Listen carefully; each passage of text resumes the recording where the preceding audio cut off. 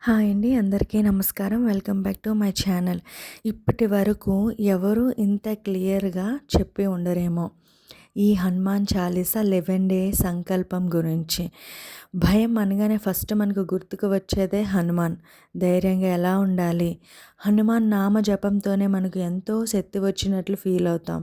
అలాంటి అత్యంత శక్తివంతమైన హనుమాన్ చాలీసా సంకల్పం 11 సార్లు 11 రోజులు ఒకే టైంలో చదివితే అది ఇంకెంత ఎనర్జీగా ఉంటుందో, అది ఎంత పాజిటివ్ ఫీల్‌ని మనకిస్తుంది.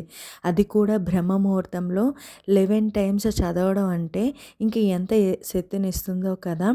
అలాంటి ఈ 11 డేస్ సంకల్పం హనుమాన్ చాలీసా నేను ఈరోజే స్టార్ట్ చేశానండి. ఫస్ట్ నేను ముందు రోజు మండేనే ఇల్లంతా శుభ్రం చేసుకున్నాను. మొత్తం వంటగది అంతా క్లీన్ చేసుకోవాలి. హనుమాన్‌కి డిసిప్లిన్, శుభ్రత అంటే చాలా ఇష్టం. నీట్‌గా ఉండాలి. తర్వాత నేను పూజ గదిని శుభ్రం చేసి బియ్యపిండితో ముగ్గు పెట్టుకున్నాను. తర్వాత నాకు ఏ పూజ చేసినా ముందు గడపలకి పసుపు రాసి బొట్లు పెట్టుకొని, ఇలా పీటకి పసుపు రాసి బొట్లు పెట్టుకోవడం అలవాటు. నేను ముందు రోజు అవన్నీ చేసేసాను. పీటకి పసుపు రాసి బొట్లు పెట్టుకున్న తర్వాత ముందుగానే మనం పూజ చేయడానికి పూజ కోసం కావాల్సిన సామాన్లు కూడా ముందు రోజే తెచ్చి పెట్టుకోవాలండి.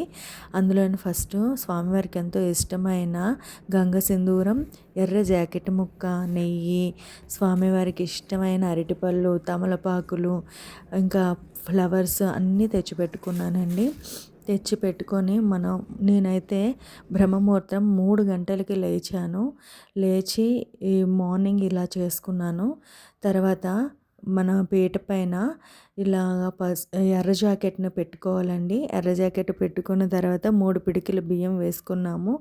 తర్వాత పసుపు, కుంకుమ, అక్షతలతోటి స్వామివారినే అక్కడున్నారని ఊహించుకొని మనం పూజ చేసుకోవాలి.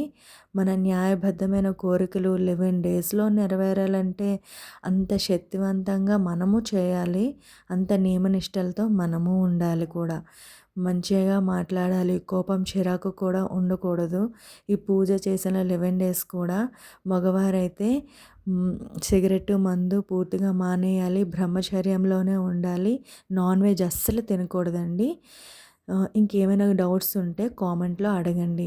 నేను ఈ దీపం కుద్దుల్లోనే పెట్టుకున్నాను దీపాలు. ఎందుకంటే మనం హనుమాన్ చాలీసా 11 టైమ్స్ చదవాలంటే కనీసం గంట టైం పడుతుంది. ఎందుకంటే స్లోగా చదివితే గంట టైం కరెక్ట్‌గా పడుతుందండి. అందుకే నేను ఈ దీపం కుద్దులైతే ప్రిఫర్ చేస్తాను. ఎక్కువసేపు వెలుగుతాయి. అవి నార్మల్ దీపం కుద్దులైతే మనం అస్తమానం చూసుకోవాలి, నెయ్యి వేసుకోవాలి అని టెన్షన్ ఉంటుంది. ఇందులోనైతే ఆ టెన్షన్ నాకైతే లేదు. ఈరోజు బాగా జరిగింది పూజ. తర్వాత స్వామివారికి నేను ఎర్రటి పుష్పాలు, పువ్వులతోటి తర్వాత తాంబూలం కూడా పెట్టుకున్నాను. అరటిపళ్ళు నైవేద్యంగా పెట్టాను. బెల్లం ముక్క కూడా నైవేద్యంగా పెట్టాను. మన శక్తి కొలది మనకి ఏముంటే అవి బెల్లం ముక్కైనా చాలు. కానీ భక్తితోటి, నియమనిష్టలతోటి ఈ పూజ 11 డేస్ చేసుకోవాలండి. మనం ఏ టైంకి స్టార్ట్ చేసామో ఆ టైంకి చేసుకోవాలి. తర్వాత నేను ఆచమానం, సంకల్పం, వినాయక పూజ అన్నీ చేసుకున్న తర్వాత ఆంజనేయ స్వామి అష్టోత్తర శతనామావళి చేసుకున్నాను. తర్వాత హనుమాన్ చాలీసా 11 టైమ్స్ నెమ్మదిగా చదువుకున్నానండి. కరెక్ట్‌గా గంట టైం పడుతుంది. నెమ్మదిగా చదువుకోవాలి. తప్పులు లేకుండా చదవాలి. భక్తితో చదవాలి. అందుకే 1 అవర్ పడుతుంది. టైం ఉంటుందంటేనే చేసుకోండి. మీ మనసులోని కోరిక చెప్పుకుంటూ తమలపాకు పైన శ్రీరామ అని రాయండి. నేను ఫస్ట్ డే గనుక ఒక ఆకు మీద రాసుకొని ఎవరిష్టం వాళ్ళది ఎన్ని ఆకులైనా రాసుకోవచ్చు. అది మీ భక్తి, శ్రద్ధ బట్టి ఉంటుంది. నాకు వీలు బట్టి నేను ఈరోజు ఫస్ట్ డే కనుక ఒక ఆకు మీద రాసుకున్నానండి.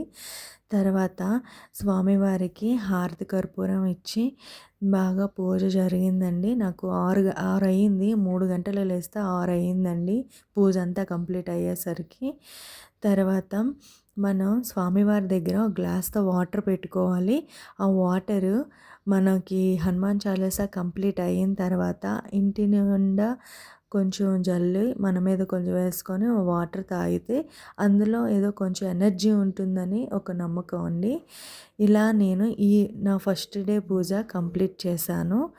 ఇంకా ఏమైనా మీకు డౌట్స్ ఉంటే నాకు ఏమైనా సజెస్ట్ చేయాలన్నా ప్లీజ్ కామెంట్ చేసి చెప్పండి. నేను ఈరోజు పూజ అయితే హనుమాన్ దయ వల్ల చాలా బాగా చేసుకున్నాను. జై శ్రీరామ్, జై శ్రీరామ్, జై శ్రీరామ్. ఈ నామాన్ని ఎక్కువగా ఈ 11 డేస్ మనం భక్తి శ్రద్ధలతోటి జపం చేసుకోవాలి. హనుమంతుల వారికి శ్రీరాముడు అంటే ఎంత భక్తో మనం కూడా ఆ భక్తిని తెలియజేయాలంటే జై శ్రీరామ్ అని అనుకోవాలి. జై హనుమాన్ అని కూడా అనుకోవచ్చు. రామ అష్టోత్తరాలు చదువుకోవచ్చు. Thanks for watching.